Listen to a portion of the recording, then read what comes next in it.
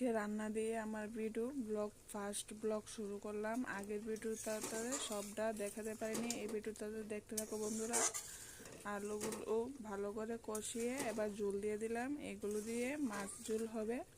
মাছ ঝোল হয়ে গেছে, এবার গরম মশলা দিয়ে নামিয়ে নেব।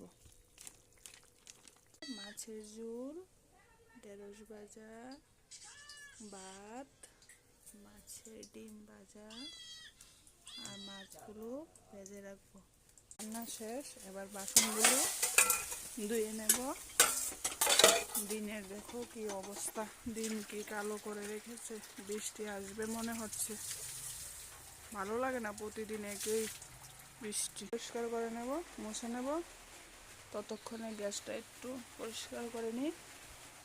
ভিডিওটা আর বড় করবো না বন্ধুরা, এখানেই শেষ করলাম।